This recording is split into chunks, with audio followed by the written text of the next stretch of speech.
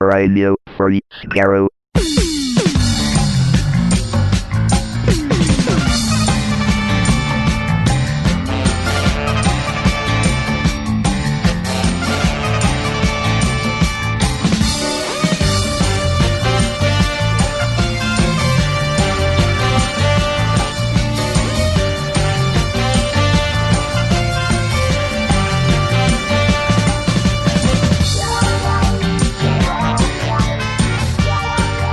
Hello everyone, welcome to Radio Free Skaro, episode number 759. I am Stephen in Edmonton. Warren in Vancouver.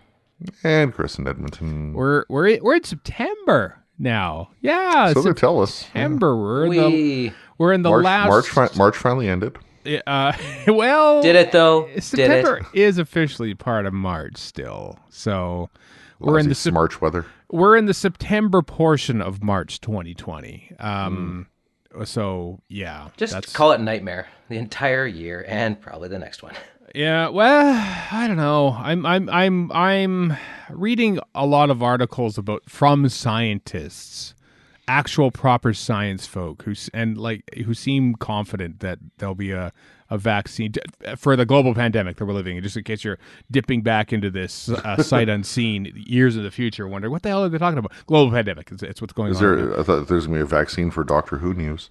Maybe. But yeah. I'm kind of like let's just try and go for spring. Like let's just aim for spring. April 2021. That's my sort of thing. So what I've done to this effect, it was I realized literally the day before, even though I follow the Twitter account called Doctor Who 1980, which has been following production of season 18 every single day. Like you say, here's what they shot today and everything. It's an amazing account with lots of info and graphics and stuff like that. And I thought, you know what I'm going to do? And subsequently what like a billion other people did on last Sunday is today, August 30th, was the 40th anniversary of the first broadcast of Leisure Hive Part 1. So what I'm going to do this whole, I'm not going to say month, but this several months, is watch an episode of season 18 every Sunday, apart from a couple weeks in late December when they took off for Christmas. Basically day and date. On the 40th anniversary. Because then it's like, hey, I get to sort of like watch 28 episodes of Doctor Who over 30 weeks, and that'll take me to March 21st, 2021, and then we'll see where we are in the pandemic. And then I can tie the potential pandemic getting out of it isness to like various scenes from one of my favorite seasons of Doctor Who. So that was not a word. No. Also, I don't think a billion people are doing that. I don't think the entire nation of China is joining you in this quest. Listen, they're not allowed to say it because they live in a regime which isn't. Okay, sure. Yeah, but they're all going to watch the Leisure Hive. Yep, that checks. But at least you're starting off with a pangaldemic. Oh, that's terrible. I thought whatever the hell was out of pandemicness was not a word, but pangaldemic's even worse. Shame on both of you. Yeah. So when we're done recording, because we are recording on actual proper Sunday this time around, I'm going to watch episode 2. I actually watched episode 1 in the exact time, like 11:15 a.m. my time was the 6:15 in the UK was the 40th anniversary to the minute. I'll just watch it sometime on Sunday. I don't want to adhere to a specific time or anything like that. So yeah, that's what I'm going to be doing. So if you have your season 18 Blu-ray out and ready, you can do that yourself and catch up and watch along with. I saw a bunch of people on Twitter doing it last week. Maybe they won't 1 in a billion. Through. Well, 2, yeah. I guess. Because it's exciting because I've been slowly making my way through the season 14. Tom Baker season 3 Blu-ray set here in North America. And while none have been announced to come yet, both Mark Ayres, he what makes them audio sound good on Blu-rays, tweeted, as did Chris Chapman, who of course has been making some of the extras on said Blu-rays. They have both said that they are both working on actual Hooray. Mark Ayres said, I am currently prepping 2 Hooray 5.1 mixes and enormously updated audio mastering for an upcoming release. And Chris Chapman said, I'm happy to report that I'm currently prepping lots of beautiful Doctor Hooray VAM. Let's get back to it. So Doctor Who Blu-ray stuff is getting back into production. That's good news because they just won an award or two. Hooray for that! They the Doctor Who Cookbook Revisited feature won on the RTS West of England Award. So it's like a regional RTS award. They won for best Royal Television Society. Thank you very much. Just to expand the thing. Yeah. Absolutely, yeah. Factual entertainment and features is what they won. They beat out Country File. Take that. About time Doctor Who bested their nemesis. And nemesis in our minds only. Yes, and Doctor Who had fewer eyeballs than Country File, and Country File was the lead-in for Series 12. So sometimes, yeah. At least sometimes. News about goats is important. That's true, and also the animation for the Macroterror won as well on RTS West. So, well, congratulations, Doctor Who Blu-ray and DVD animation team. That's capital work. They also reminded us that the over in England Fury from the Deep comes out this week? Next week? Yeah, I don't remember or because something. we're still waiting for Faithless Ones to come out in October. October, because it's airing on BBC America. I love that BBC America has basically decided when these animated specials will come out months after the fact. Is thinking, you know what? Let's air it. Let's air it several months after it comes out in the UK, and that's why we can see it. Yeah. I mean, at least we're getting it. We don't have to necessarily import it from Britain unless, we want the Blu-ray version. Oh, what, like Power of the Daleks, you mean? Power or Macra or, etc. Well, we're getting Macra at least. We didn't get Enemy of the World special edition, which was not animated, I realized, but the special edition never came out here. We're not getting Power of the Daleks special edition. I don't know what else we're not getting, but anyway, I'm still angry. Angrier about this than I am the pandemic. Well, it's important to have priorities. It is. Well, I'm tired of the pandemic. I'm angry about not getting. Well, you're the only one. Everybody else is just fine with it. Yeah, that's true. So there you go. That's what's happening. Oh, by the way, we should mention that today is speaking of animation. Our commentary for the last two episodes of Doctor Who: Power of the Daleks, the original, you might say, the animated original, which is different from the new version, but we barely talk about the animation, so does it matter? Not really. So enjoy the commentary for what Pointless Blather, part 16,000. Kind of is a little bit, but it's fun and entertaining blather. We veer off topic a lot, but I think we stay in the relative realm of Doctor Who for the most part. I think. Honestly don't remember. So no, I know you thanks, don't. pandemic. Yep. Yeah, because we record a lot of these things in advance and stuff. Because that's how you do a podcast for 14 plus years. You record in advance when you can. That's how it works. Let's talk about Doctor Who. What, Time Lord Victorious? You want to talk about that? Let's do that. There's a trailer because it's officially we're underway now. The Doctor Who comic, Time Lord Victorious issue 1 came out this past week. It's out. There's a trailer now advertising it. Now we can begin. To quote Davros at the end of Genesis of the Daleks, episode 1. Yes, Time Lord Victorious is officially a thing, and so there'll be a bunch of stuff coming out over the next 3 or 4 months that you can try and catch up on. But there is that handy-dandy website with a handy-dandy graphic that links them all together in case you get confused, like us. Which I will. Mm-hmm. Yep. Yeah, it's all stuff coming out between now and December. Yeah. December, which I think is Christmas time. Traditionally, yeah. Holidays are going to be weird this year. Canadian Thanksgiving, kind of American non-existent, Thanksgiving. Really. Yeah, they better be. I mean, they better be. This is the thing. You might just have to come to terms now with the fact that they're, Thanksgiving is not recommended. We're not visiting. I'm already probably some FaceTiming. I'm already making plans to not see family at Christmas time. I tell you what I'm making plans for. Nigel. Nice. Thank you. I did not expect that XTC reference, but we got it. XTC, you got it. You got it in there. Making plans for Nigel. I was going to say Split Ends, which it's not. That is not. No, Split Ends became Crowded House. The Crowded House. Yeah, there we go. I know there's a line of connection in there somewhere. Doctor Who Comics Book Day which they took a year off last year. It's back on November 21st, Saturday, November 21st, 2 days before the day after the anniversary of John F. Kennedy's assassination and nothing else. Is when it's taking place there. I think we mentioned that there's going to be there's usually like a special issue and stuff like that, but it's back on. Basically, what I mean to say, Doctor Who Comics Day. So hooray for that! All part of the sort of the big old relaunch of Titan Doctor Who Comics range. So.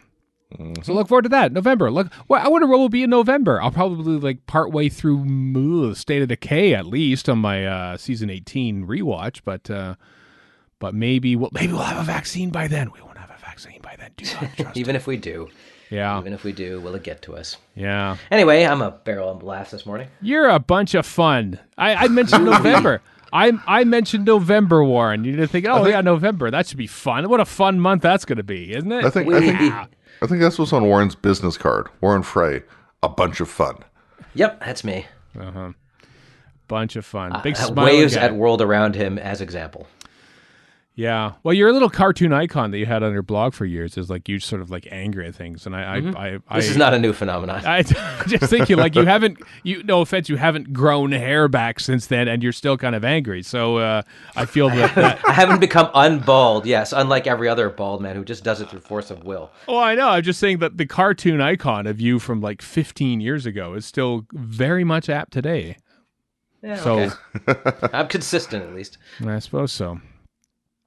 Also in the news, some Doctor Who audio delights coming your way from BBC Audio.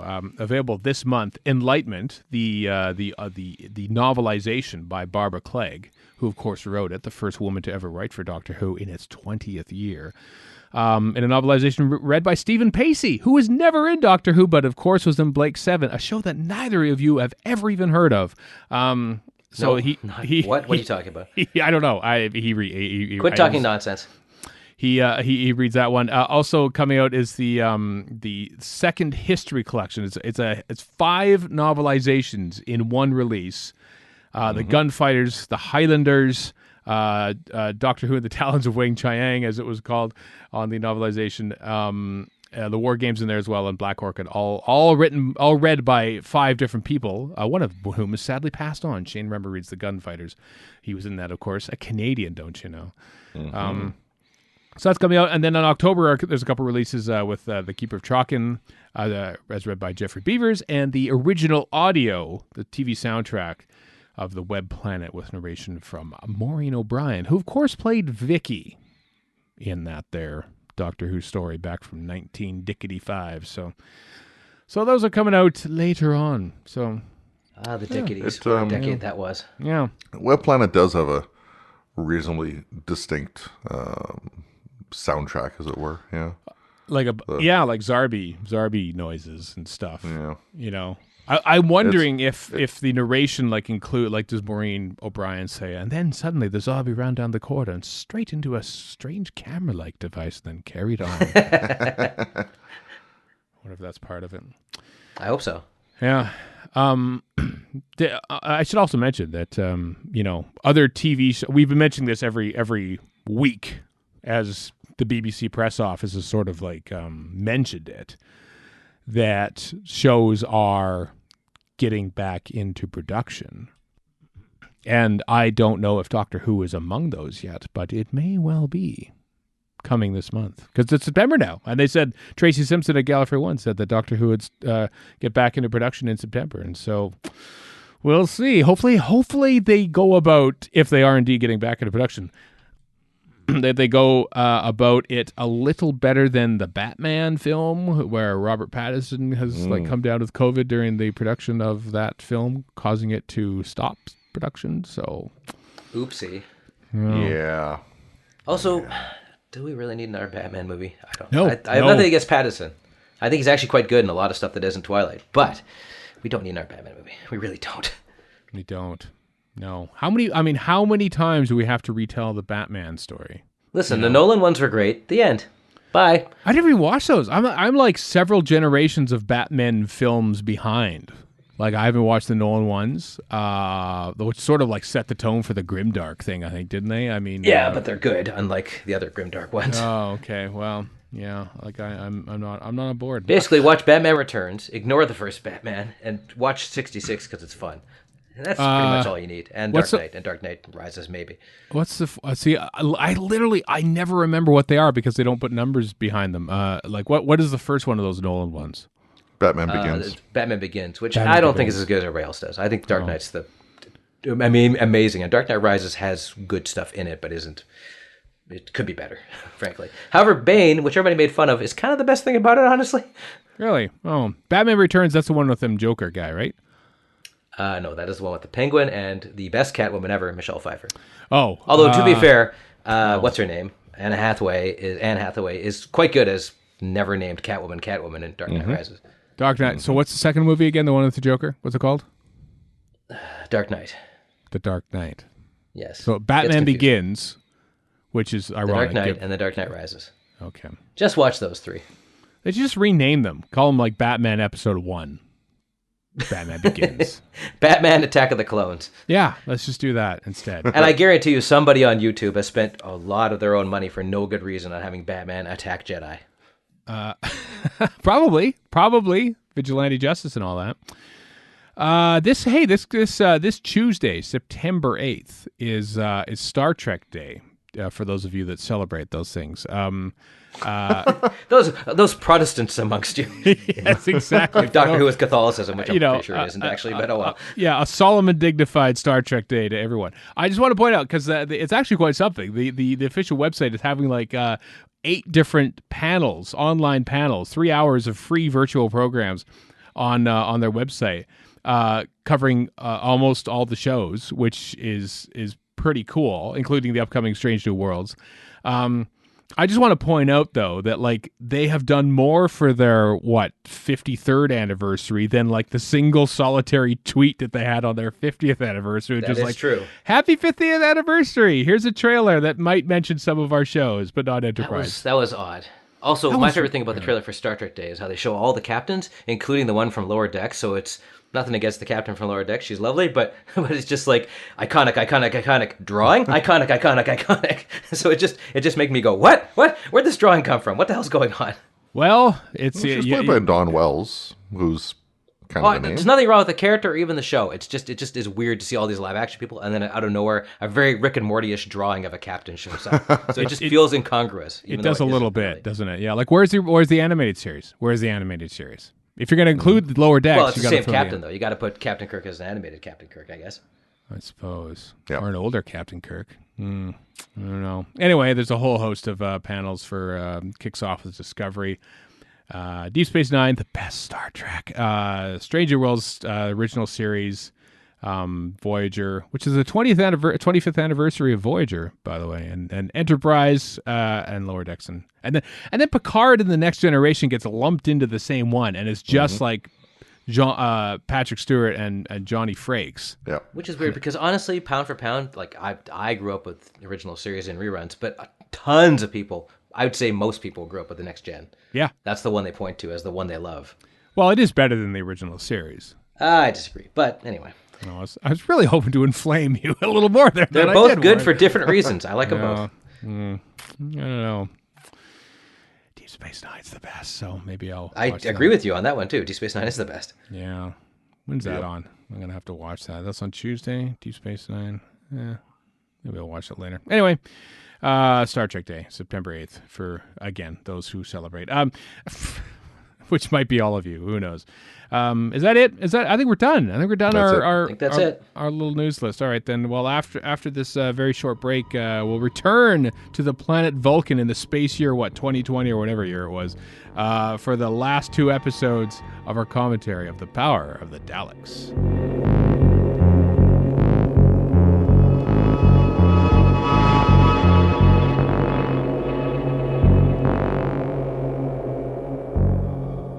Welcome back, everyone. It's the finale here, the final 2 episodes of The Power of the Daleks, the story that is so good, we dare damn it with faint praise by talking about it one little bit, because it's animated and it's tough to do, apparently. But I hope you will find that the next 2 episodes of Whimsy and Insight will be appealing to you. Quotes. Yeah, and sometimes possibly talking about the power of the Daleks. Asterisk, no whimsy or insight promised.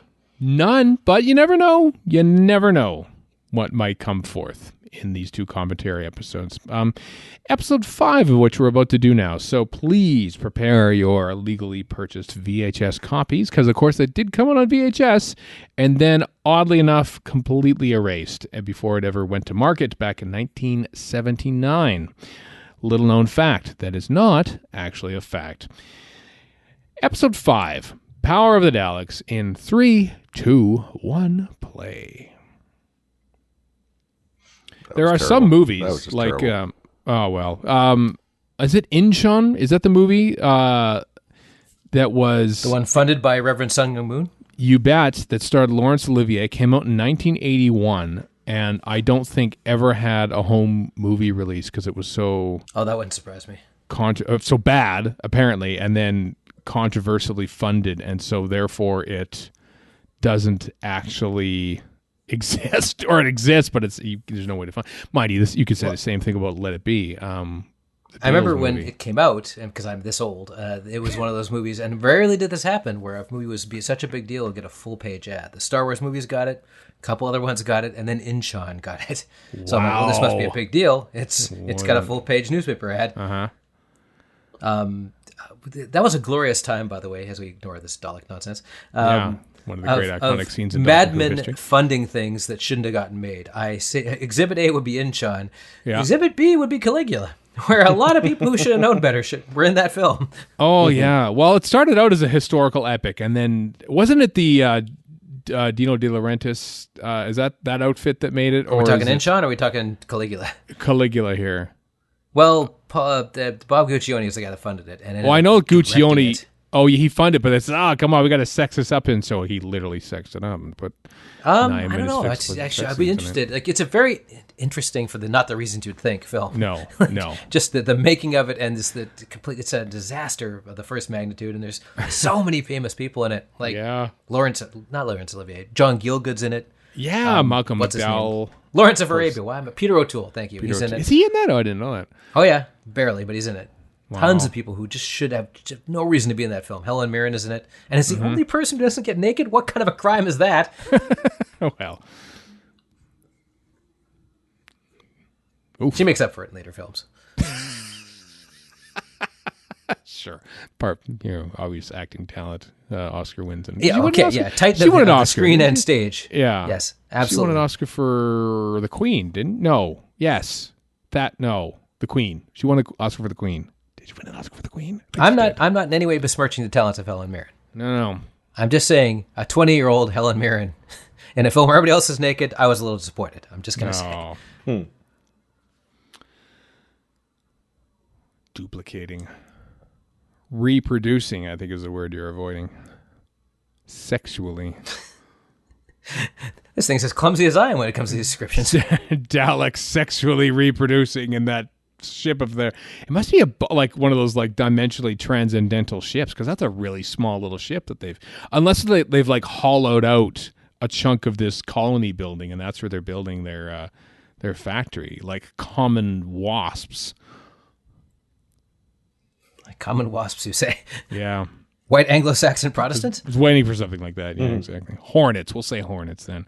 Those basically kind of white people too. The jerks of the insect world. Yep. Yeah, this is sounding more and more accurate as you go. Yeah, they're just jerks, man. I can't wait to be accused of being racist by somebody. Got to wipe out the Daleks. And then what do? They wiped this. They wiped this episode. Dear sir and madam, Warren Frost being very racist towards white people during this show about a bunch of racists and pepper pots. Anyway, love the show, long-time listener. You ever seen a 2-inch videotape? You have. Everyone has seen it if you've seen The Mysterious Planet, because the secrets that the Andromedans have there in Drathro's base is a 2-inch videotape case. And The Ultimate Foe. I suppose you do see it there too, don't they? They're very big, and when you see how big they are, you realize, oh, this is why they kept wiping those to reuse them. Because just imagine having to store those and how much they cost to buy a giant reel of this videotape that you could actually reuse, which is part of the benefit of videotape. It's like, film. You put something on it, that's it. You've used it up. So it's a single use item, whereas videotape was this magic thing where you could record a live performance and then play it back later and then use it again for recording another live performance. That's why Doctor Who got wiped. It wasn't necessarily we hate Doctor Who. It was just that was how ephemeral television was at the time. Well, that also, is awesome. Stolen Earth. Yeah, the camera actually did bump into the Dalek during that scene, because I think that's a scene that exists. And so they kept that in? They animated the bump, yeah. Sorry, you were saying Stolen Earth. Oh, I was just saying, in the Stolen Earth, they're in a tape library, which I assume is a BBC tape library. And you can tell there's just not enough room. No, there really isn't. Shelves and shelves and shelves. Tape libraries are small. I mean, I've worked in TV stations. We went to KSBS, and that was a small library. There's not that much. You only have room for basically what you're running. Just think of the books that keep building up in your own home if you're a book reader. Or the Lego. God knows how many bookshelves. Or the Lego. Or whatever your collecting thing of choice is. Yeah. It's easy to look back and in retrospect think, what are you doing? Why didn't you save everything? That just wasn't the mentality. TV was not seen as like an archived medium, because no one is recording it. There's no way to record it at home. There's no way to sort of, you could sell it overseas, but then there was equity. If you're showing a repeat of something, you are denying us another paycheck of, acting in something else, something new. Mm-hmm. Super complicated. A bigger paycheck as well. A bigger paycheck. So that, so they worked in like repeat royalty rights and stuff, but still wasn't the same.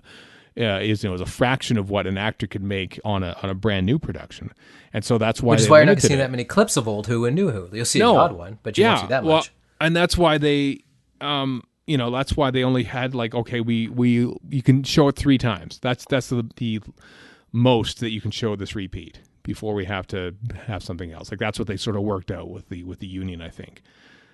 And so it just became like, well, why are we even bothering to save this now? We can't play it. It's also a fan thing. Fans think because it's the most important thing in their world, and I'm one of them, that it must be the most important thing in somebody else's world, and it isn't. Mm-hmm. It's a giant television organization that has to do stuff literally for everyone. That's in their mandate. So the piddling concerns of a Doctor Who show that they didn't care about at the time anyway are just not on the radar. Yeah. There's a documentary on the Carnival of Monsters DVD, I believe. It's from the BBC from 1972. It's basically 24 hours in the life of the BBC, and they have this guy sort of like follow around. Oddly enough, Helen Mirren is that. You can see her in the background. She's actually performing in one of the things, and it just shows you like, okay, here we go. There's the gallery. They're like in Studio 1 at BBC Television Centre, they're shooting this. Meanwhile, the set builders are building this thing over here, and then like, okay, strike the sets, paint the floor, all the sets get moved over there, and then the next morning, they've set up the scenery for the next thing overnight, and then that's getting shot. And you just realize how ephemeral this whole is. It's just basically a theater production happening that just happens to be broadcast. And when you look at it that way, it's just like, yeah, this is just how it was back in those days. It was for a one-shot sort of thing. So yeah, they didn't keep it because they didn't have any reason to. There was no airing it elsewhere. Even if you sold it overseas, there was only a certain window that it was available. It's weird to think about that, and with current day mentality, but that's just how it was. Well, and of course, one of the reasons that gets thrown around so much is the cost of the tapes, which obviously is a factor, but not the only one, as you say. No, there's a lot of factors, and Doctor Who being as popular, and let's face it, the British Empire being as large as it was, a lot of the countries that Doctor Who was sold to in the first 2 years were Commonwealth countries because they were easy to deal with, and I think there was an agreement with them. Is the reason why we have so much Doctor Who that exists today. Other shows aren't that lucky. Not just Commonwealth, but also full of expats. That too. Because you can have, you can have one without the other. So yeah, it made for a market. We can send it to Australia or Mauritius or something like that because we know there's British people living there that'll enjoy this. It's quite fascinating, the history of television. I don't think television realized how much of an impact it would have. You know. No. Oh, I'm sure it did. No. Yeah.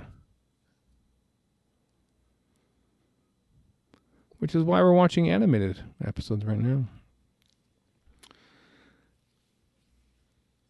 And just to prove that point, we're watching Doctor Who at a time when all of Doctor Who existed still, because the videotapes hadn't been wiped yet. But in April, so this is Power of the Daleks. We're into December now, I think, 1966. The Highlanders airs immediately after this, wraps up in January. I think in April of 67, the master tapes for Highlanders are wiped. Like 3 months after broadcast. It was the first story wiped was the Highlanders. And then a whole bunch, I think in August of 67, they wiped most of Hartnell. Because they had film copies of it for sales overseas because they were still selling it quite extensively. But all the original tape broadcast masters were gone, were used for other programs. I mean, at the end of the day, these are analog tapes. Mm-hmm. They're going to have a limited lifespan. Like, how many recordings could you get out of them in the first place? More than a film reel, that's for sure. But I mean, after a while, you're going to start seeing, like, you know, you've taped over stuff on a VHS. You know what things look like after a few iterations of that. Yeah. Yeah, I wonder how many, I wonder if that was ever kept. Like, you know, how many times a BBC, you know, a 2-inch master tape was reused. Because I know that there are records of, I would guess a lot. Yeah, like, I think there's a Blue Peter episode, I think, that exists that was recorded on a master tape which contained an episode of Enemy of the World. I think that is a thing. I could be mistaken about which show and which episode, but it's so you peel back the tape label and it's like, oh, there's Doctor Who on this tape before. If only they could sort of like chroma dot a videotape and like sort of like, you know, unbulk erase it. That would be quite fascinating if you could like repopulate the magnetic information on a wiped videotape to recombobulate a broadcast image on it. I wonder if the science would exist to do that. I mean, chroma dots are fascinating enough. The fact that you can take color information from a black and white film of a color thing and put color back into it. That's utter madness. It is. Utter madness. Anyway, Annika Wills is back after having a holiday. Mm-hmm. After she and Michael Craze felt bad for bringing in the comeback William Hartnell All Is Forgiven t-shirts that made Patrick Troughton cry on his first day on set. Didn't actually cry, but he certainly felt sullen.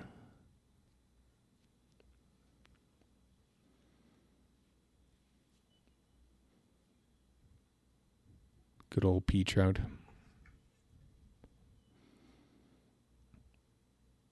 Ooh, nice cable. So they're good for something, those plungers. Mm-hmm. Moving cable. They'd be good best boys or grips, I think, on a production. Daleks.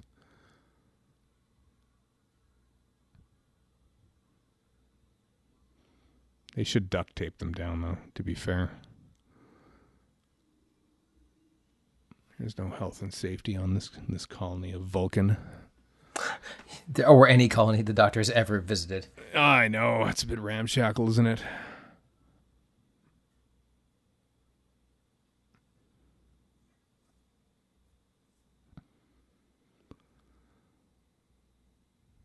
Very clever of the Doctor Who here.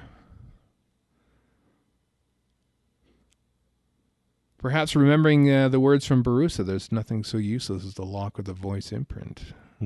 Ah, glorious.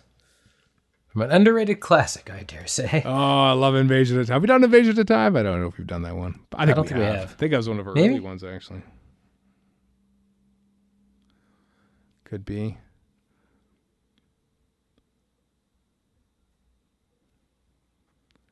Quinn appears in episode 1 or 2, and then he's locked in this cell for most of the story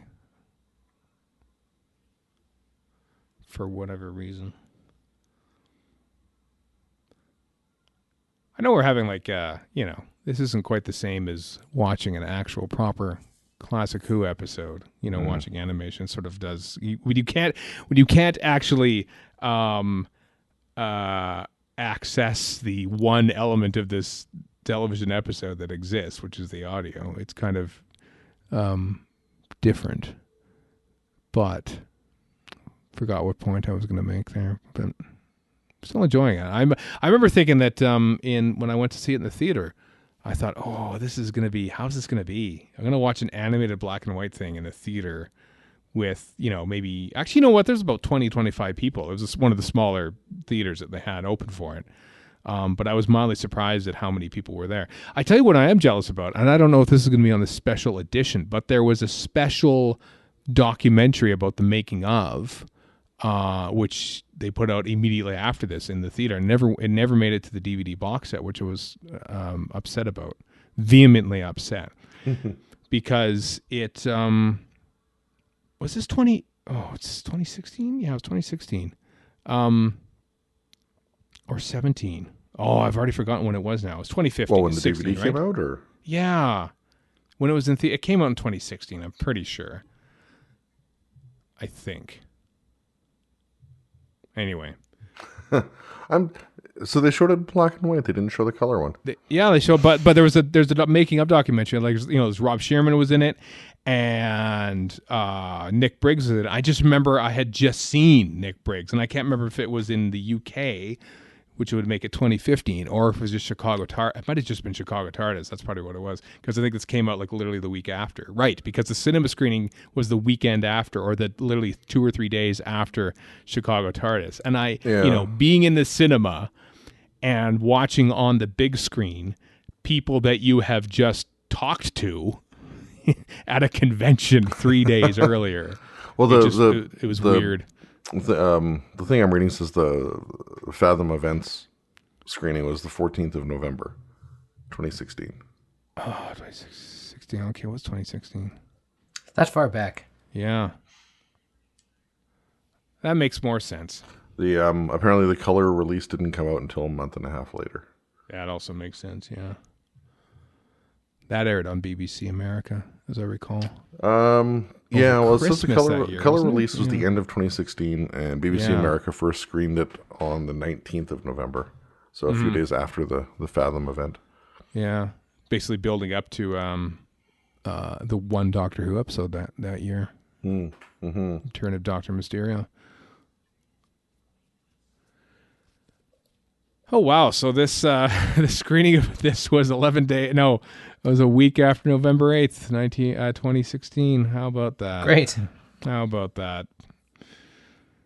Oh, boy. What an apt watch. And not that I've looked at them for many, many years, but apparently all the surviving clips of this are on the Lost in Time DVD release. They are. Ooh. The mighty chin takes it on the chin. You'll not see nothing like the mighty chin. That's the stuff. Wow. Yep. Weren't expecting Bob Dylan to come into this, were you? I did not. So I've referenced Twin Dilemma twice in each of the two parts of this commentary. You got another one, Chamber? I don't know. I've only got like a week and a half or an episode and a half to figure this out. I don't know if I have it in me. In Mestor, we had Maurice Denham somehow. I mean, none of them related to Power of the Daleks, of course, but I have to think about this. I suppose really Twin Dilemma is the only other time in Doctor Who history where we introduce a new Doctor not at the beginning of a season. Because this is how it was back in these days. They at the end of the third production block of many episodes, which is The Smugglers. Innes Lloyd and William Hartnell had a chat. Says, "Yeah, it's probably time you should go, right? Yeah, it's probably time you should go." So that was July of 1966. 2 weeks later, Troughton had signed a contract. I think August 2nd, I think, is when he signed. It's like that's how quick things are going. Like, because I had like a 7-week break basically in between the making of The Smugglers and then The 10th Planet, which was the first made for the new production block. After which he was leaving. It's a long break, given they did 44 episodes. That's true, but they knew that they were going to have the 10th Planet. Yeah, the 10th Planet film. Yeah, that's right. But they held over, because they finished making third, but they knew that they were holding over the Smugglers for the debut of, because that's how they did it back in those days. Mm-hmm. Planet of the Daleks and Dalek Invasion of Earth was made at the end of the first block, which they held over to begin the second season, and then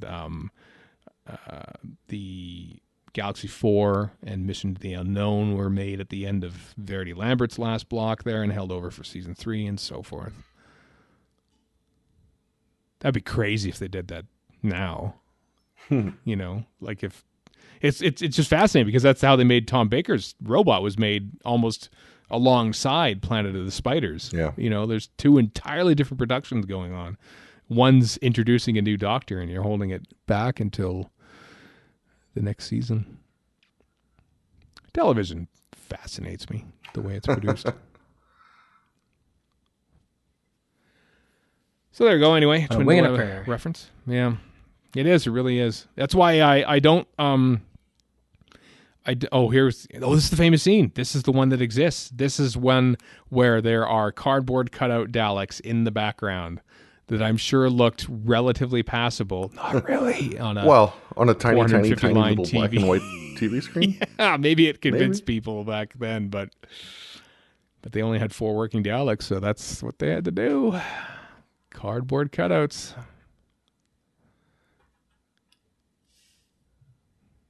Cool. It's like they're worshiping their god. Their Dalek god, Terry Nation. It's actually Ray Cusick, but... And his army. Yeah. Poor, what's his name, the actor? Had to lie there. He took one on the chin. Ah. Boo. Boo, indeed. Oh, there's Quinn. We talked about the Mighty Quinn. Yeah. And he slumped down in front of Quinn, yeah. Yeah. Who's less mighty? Well, he's more mighty now because Chin is dead. There's like a Trinidad and Tobago flag on those guard helmets. I'm sure it's... Martial law with, 7 people? Yeah. I know. That's the thing when you make a colony. It's all indoors and there's 7 people. Why is the logo the one way for the guy in the cap and another way, and another way for the guy in the helmet? It is too. Yeah, one of the guards has both guards have it in the same way. The guard had it. The guard had it the same way as the one that walked off screen had it the same way as the other guy in the helmet. The one in the cap had it different from those two. No, I'm saying the cap. I hope it's a production error. Error that they reproduced on purpose. This here is a mostly rotoscoped, basically. It's basically rotoscoped because this scene exists. And it goes on forever. It's just the same Daleks going around the corner and back. Oh, yeah, because there's 4 Daleks, but it literally, they do it like 3 loops in a row. Like, we got to show that there's 12 Daleks. We've got to do it. Why wouldn't they you? cut it? Especially if it's going over credits. Yeah, I think they cut it there. I remember asking Mark Ayres on this podcast, actually, when around the time this came out. And I think he said, no, all the audio's in there. But I don't know. I've seen that clip a few times. And I'm pretty sure it's a lot longer than what we just saw there.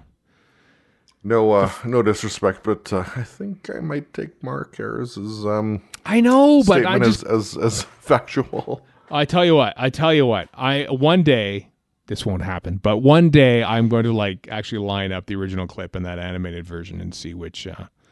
You're right. It won't happen because you're a god awful nerd. Speaking of Mark Ayres. So let's think about this, right? This is a TV show from 1966. And Mark Ayres has more or less taken the audio from a home recording of this and made a 5.1 sound mix of it. which is astounding, which he can do with the added benefit of the fact that the voices, Peter Hawkins pre-recorded all of his dialogue, and so all of that actually exists still on reel-to-reel tape. So he was able to take the isolated dialogue, which helped. The soundtrack, the music soundtrack from Tristram Cary exists as well, and maybe some of the sound effects too. So he really just sort of had to isolate the dialogue and everything. But still, astounding stuff. I don't know how he does it. Isotope, magic, apparently. utter magic. Yeah, quite something. This computer magic, which made these episodes that we are roundly ignoring for. Yep, mostly ignoring. Such is the nature of magic. Yeah. But episode 6 is coming up, and this is a stunning episode. So I hope we enjoy it, folks. I hope you enjoy it and the discussion that follows therein for episode 6 of The Power of the Daleks. So here we go. Power of the Daleks, episode 6, in 3, 2, 1, play.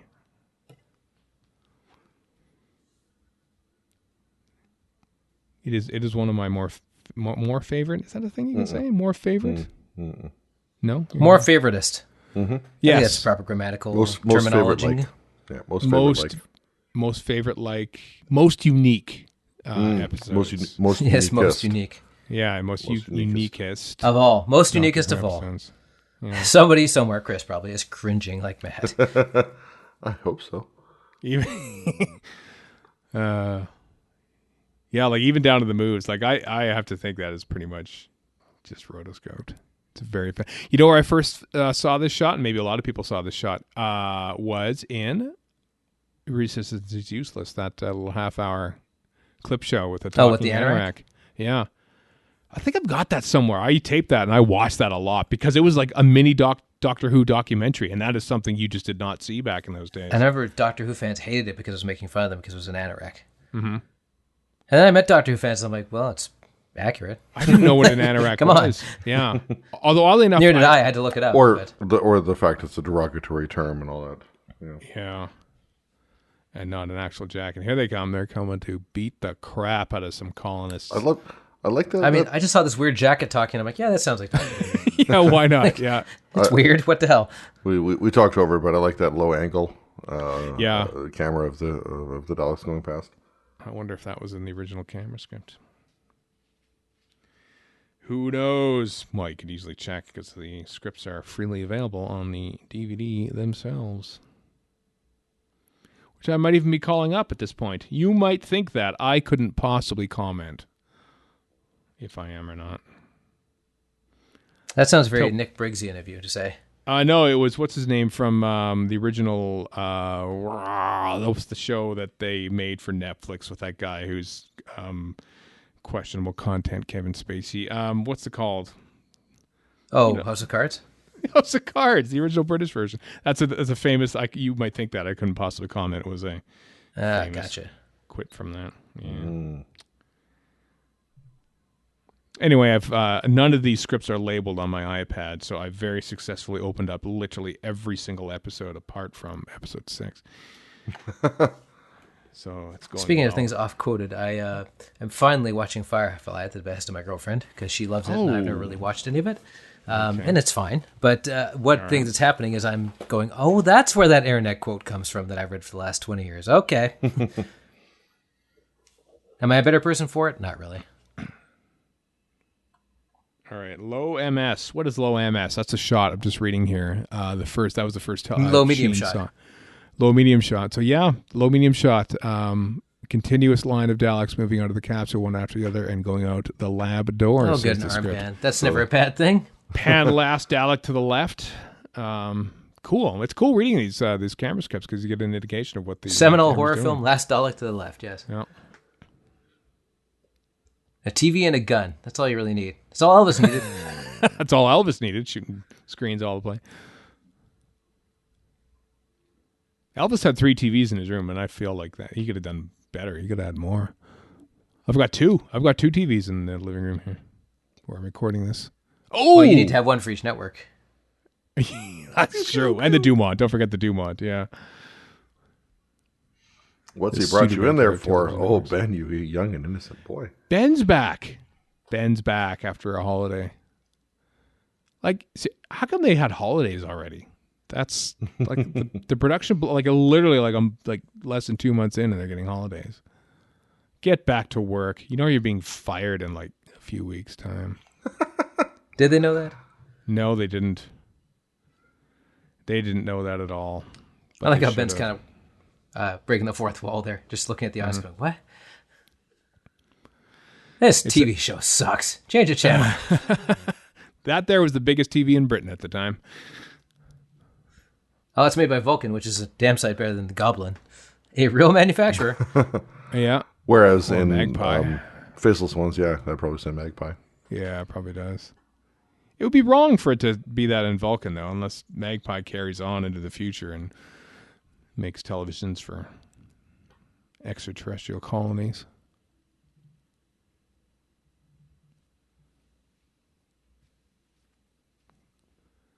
We never really see the indigenous population. Maybe they just keep sending them to desolate planets, maybe. All these colonies they visit in the future. That would be very British of them, yes. Yeah, well, just wondering if there's some indigenous population that they quelled.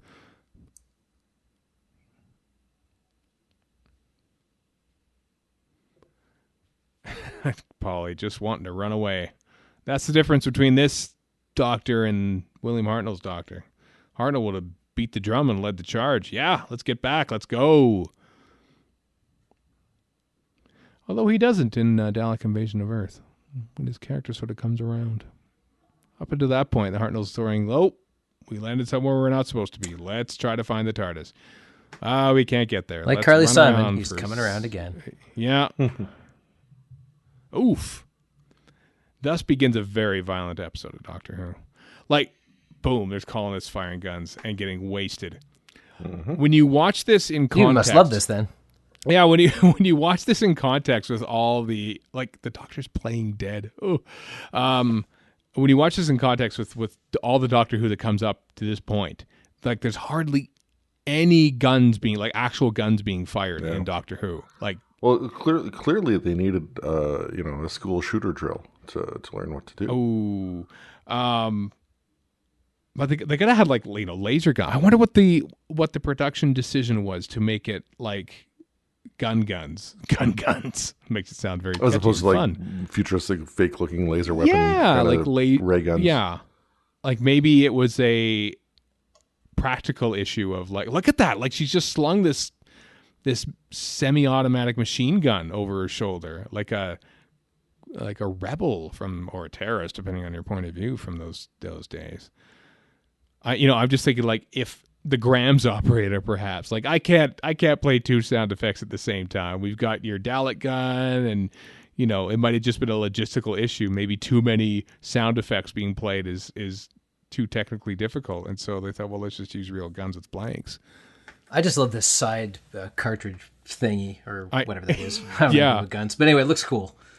Yeah, some of Unit Squaddies have those. And it's a very specific. It's a gun of a very specific time. Yeah, I think it's called a Sten gun, actually.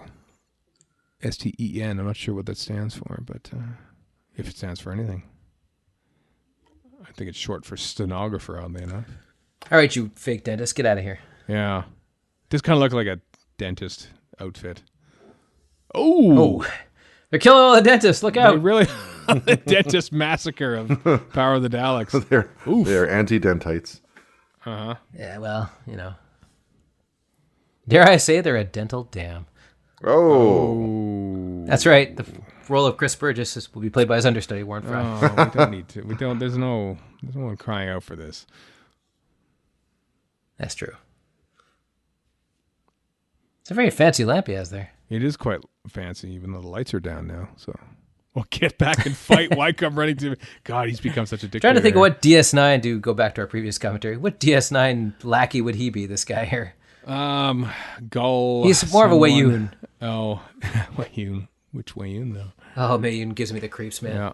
I don't know if it's the haircut or just the obsequious nature of Wayun. Yeah. See now, like it's not even Daleks fighting colonists now. It's like colonists fighting colonists. It's just, oh God, it's just like the soundtrack of this is just like endless gunfire. It's just Really shocking. I'm not surprised that the Australians probably cut this to pieces. Because this is unlike anything they've had. Like, you I am look surprised Australia was so squeamish about things, though. Well, I mean, come on, you guys ride kangaroos for sport. There's that is just vicious. Like, she's putting her, like, I surrender, dead. Oof. This is grim. Mm-hmm. Well, I mean, look at it from the dramatic point of view. You've had 5 episodes of these things kissing butt. Now they got to take them out. Absolutely. Once again, Robert Sherman just rips off this liberally for inspired for by. Exactly. This is basically he'd probably say ripped off. Yeah. I mean, So, Rob, you ripped this off? Oh, completely. Credits. I mean, David Whitaker, as I said earlier, writes the best 2 Dalek stories ever, just because he makes them manipulative and scheming and devious, and they're never really that ever again. They're just sort of yelling. Excuse me, unless he wrote Resurrection of the Daleks, he wrote well, but it's also down to Peter Hawkins, who does the voices for this, who is just like, this is it. Him and this and Evil are it for him. I think he was a Dalek voice operator for the entirety, but he didn't come into his own until Master Plan, and then really with these 2, just with the dialogue that he was given, he was just like, I am your servant, just the way he does it. I'd like to point out that we started commenting on this once they started killing. Yeah, it's something. Well, maybe because I just felt like we're wrapping this up here, so maybe we should. That's probably part of it too. Say something about one of the most iconic Doctor Who stories ever. Oh, bet you Dalek coming down that wooden ramp sounded great in the original broadcast. Oh yeah. Ooh. For a fluid link. Mm-hmm. They're powered by questions from you, the listeners. And screaming. Oh, good. And screaming. So much screaming. I like how the Dalek turns and said, they're being exterminated. Gunfire continues. Yeah. Just a bloodbath.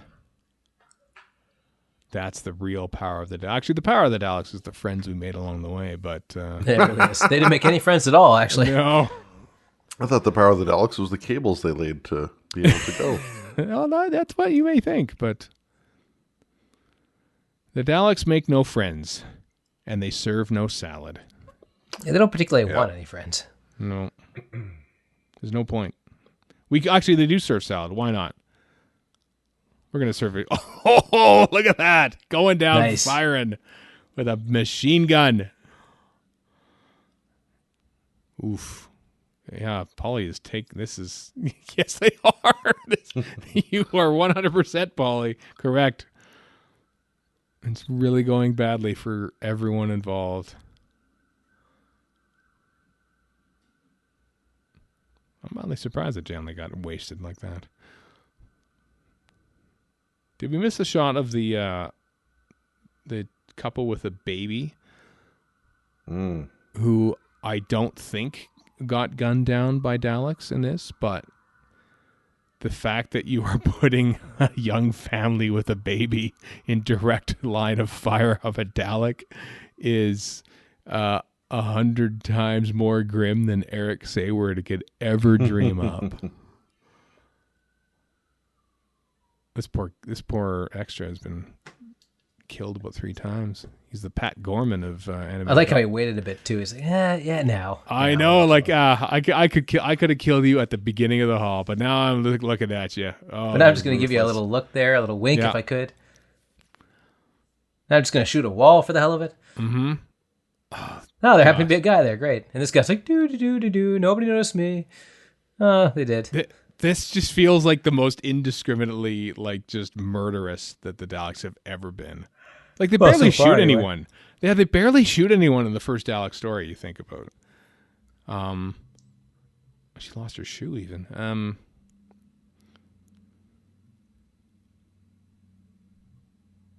trying to think. I'm cataloging exterminations in my mind here. There's been at least 20. If not more. In this, but I mean, just in the history of the show, there hasn't been this much Dalek blood. Like, not yet. No, they shot a couple thousand the Dalek episode. They shot the Odd Earth person in Invasion of Earth. Chase. They were useless and shot no one.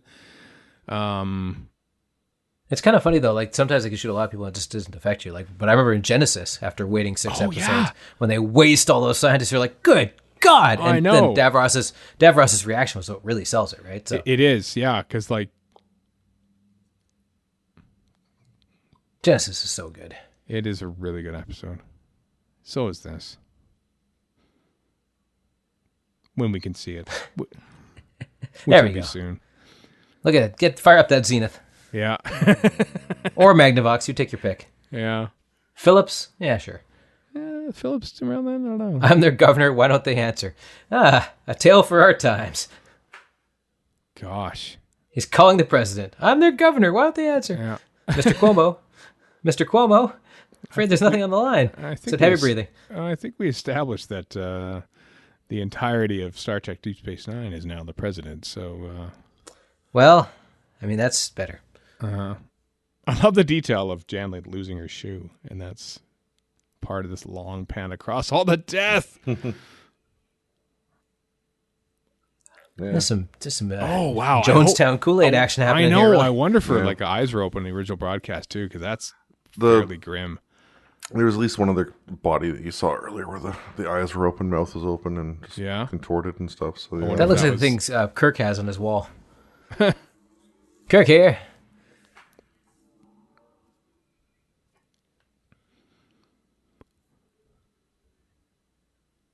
I actually forget how Doctor Who wins. It's the governor speaking. Cover your mouths with masks.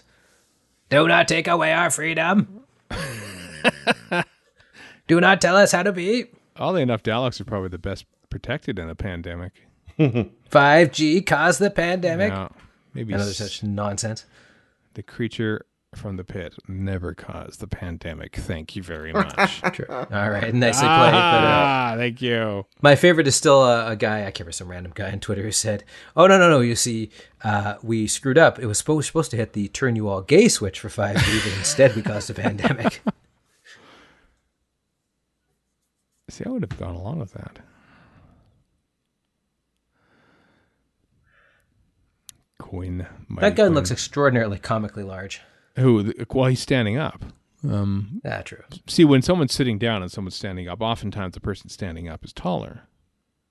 You know, which box is larger? I'm not sure that's how it works at all. Who is taller, the one sitting down or the one standing up? And you sort of, well, the one who's standing up, because he's standing up. But then the guy who's sitting down stands up, and he's Chris's height, and then who's taller now? It's all down to perception. Bigger box fits inside the little box. Exactly. But you find a way to keep that at the same time. Exactly. If you can find that one, it's a key. Oh, dissolve. I don't think that was originally there. Dissolves were rare. I think our Achilles in there. Nope, just Ben and Polly. I must have missed the shot of the family and the baby. Oh, well. Come on, Dental Squad. Let's do this. Standing to attention there from the animated companions there. Doctor Who's being a hero now. Which is good, because the Doctor is, well, he's sometimes a hero, I guess. Not in the early days. It's the Thousand Ian who saved the day, while the Doctor's sort of held prisoner in the Dalek city with Susan. It's interesting how, like, less old the Doctor gets. Like, he's played as an old man in the early Hartnell bits, and then he sort of gets progressively younger in a way. And he is the youngest Doctor.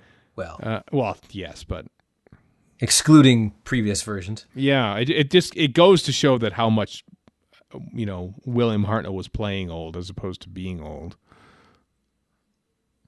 Sometimes he kept that act going. I mean, Capaldi is what, a year or two older than him, or younger than him when he started? He's about the same, I think. They do play up his quote-unquote oldness, though, calling him Grandpa. And yeah, exactly. Bony Rascal is my personal favorite. Yeah. That looks like Capaldi right there. It does a bit. Whoa.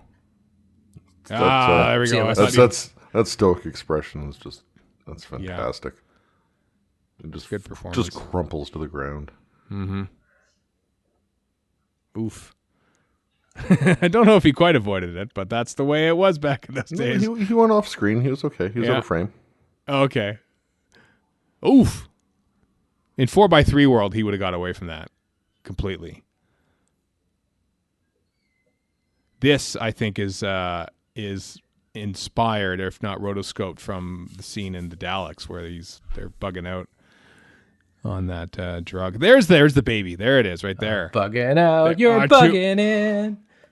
Oh, wow. They nearly killed that child. They nearly killed a small child of Doctor Who. A baby. A newborn baby.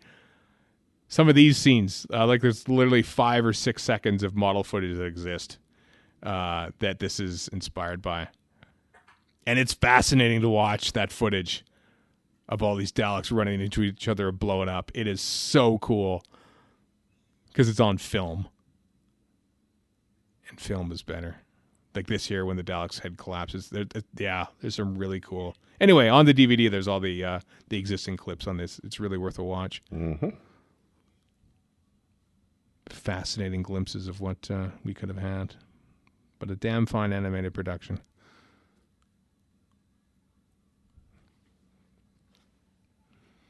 Bet you Star Trek doesn't do this for their missing episodes. Do they have any? No, that's the joke, Warren. They don't have any. Just saying. Star Trek has missing nothing. There's so much of everything Star Trek. That's true. Well, they obviously don't have the good episodes. Blurm. Oof. Everyone's dead.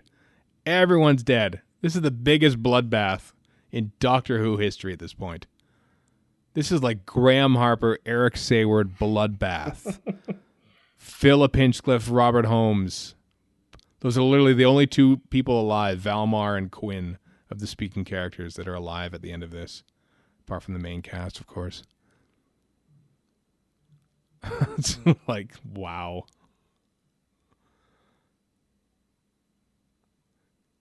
Yeah, they're all dead, Doctor. They're all dead, Dave. Yeah. It's not his fault necessarily, but...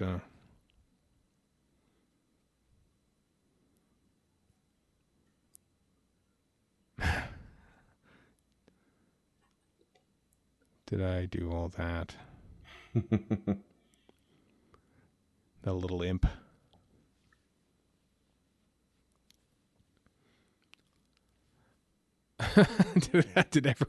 Well, a lot of people did die, Doctor. Not necessarily by your hand. It probably would have happened anyway, but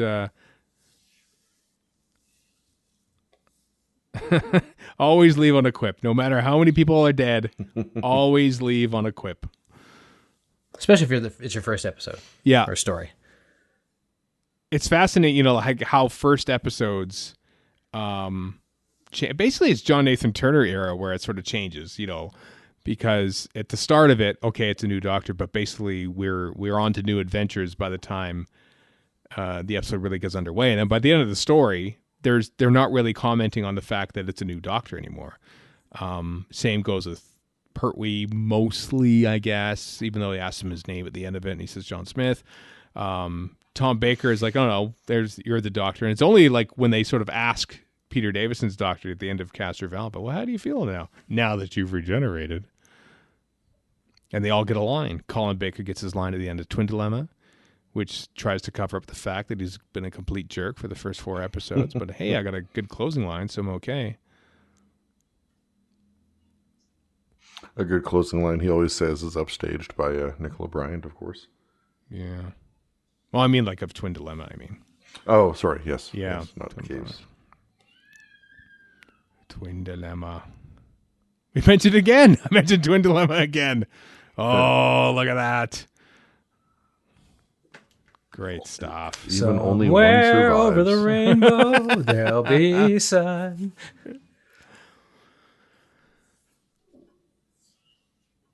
Well, I enjoyed watching that. I don't know how much I enjoyed talking over it, yes. I really do enjoy that story. It's quite good, yes.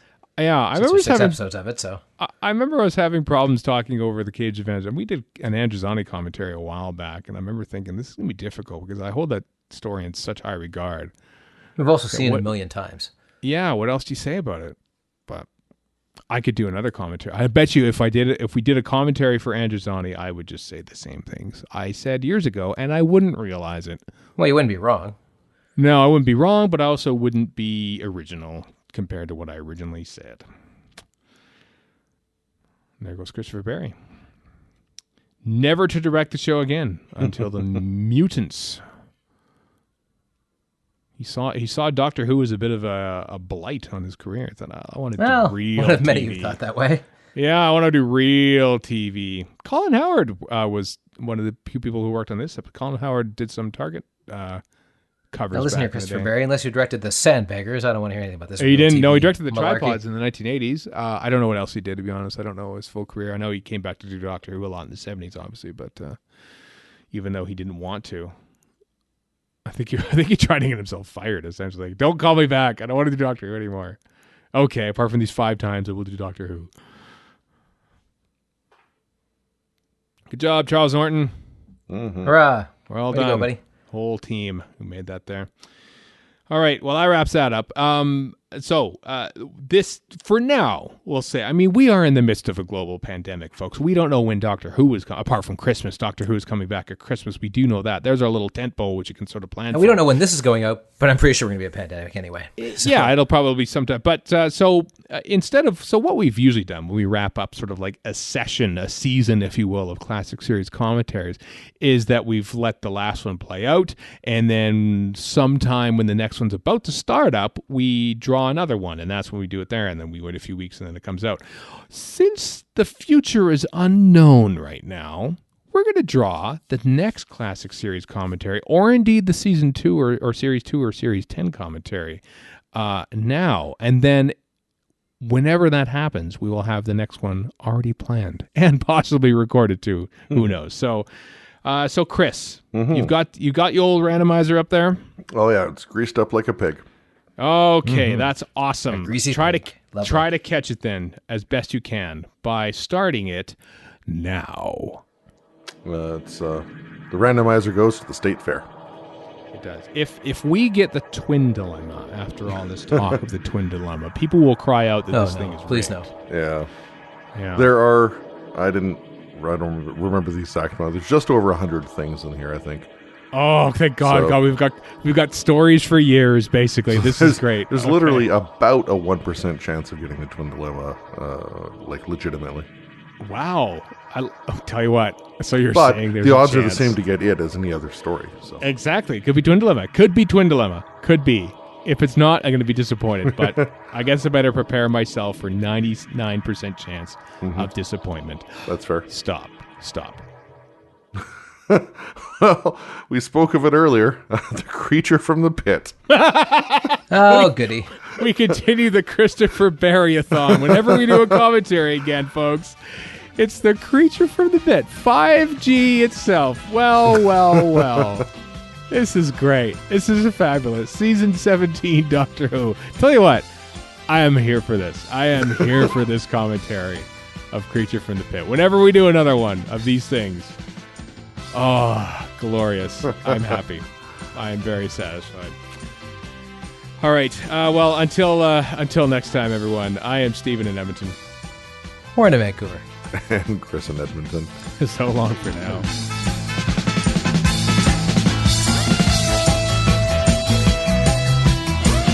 You've been listening to Radio Free Skaro. Find us online at radiofreeskaro.com, follow us on Twitter and Tumblr at Radio Free Skaro, subscribe to us on iTunes, and donate to the show at patreon.com/Radio Free Skaro. Thank you.